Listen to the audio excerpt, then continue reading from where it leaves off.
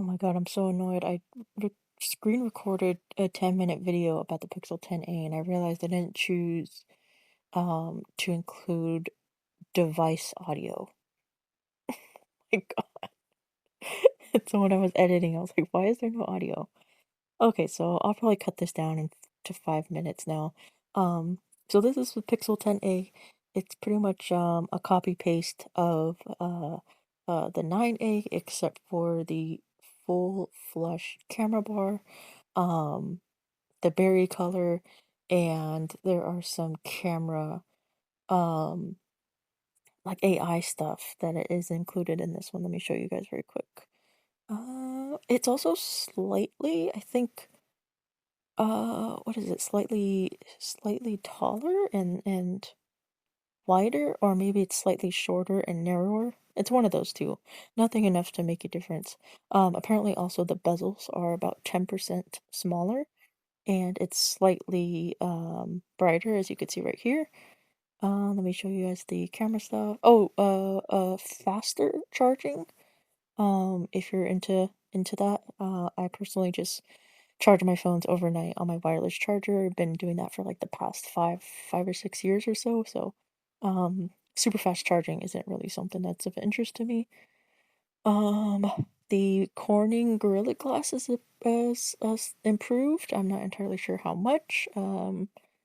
Uh, Composite matte back with satin aluminum frame, whereas the 9A is composite matte back with satin metal frame.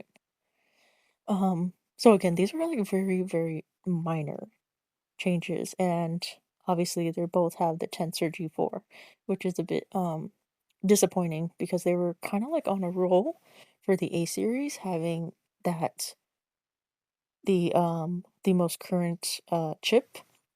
I think that was like probably one of the best features of the A series in terms of the most bang for your buck. The camera is exactly the same. No changes there. Let me just show you guys very quick. Where is it? Oh, here. Camera coach, macro focus, and auto best take are the three camera, not necessarily improvements, but additions to the 10A. And I think that's it. Noise suppression, and yeah, that's literally it. Um, Not much to it. I again, I still think buying a used 9A, if you're coming from an 8A or older, just get the 9A. If you're coming from like a Pixel 6 and older, I would say get the 9A. If you're coming from a 7, like a regular base 7, and newer, I would say just hold off until the 11 series, or hold off even longer for the 11A series. I was a bit disappointed. I was kind of like tricking myself into hoping that Pixel Snap would come to the 10A, because then maybe it'll be slightly more worth than not being worth it at all right now. But there's no Pixel Snap, and then also a super dumb thing that they chose to do is not add Pixel Snap to their 10A official Google official case. I don't understand why they did that. Like, at least make up for the fact that you're not adding Pixel Snap. You know, a new feature to the Pixel 10s that was super hyped up during their showcase, and then you're not even adding it to the very least, the bare minimum, to the cases.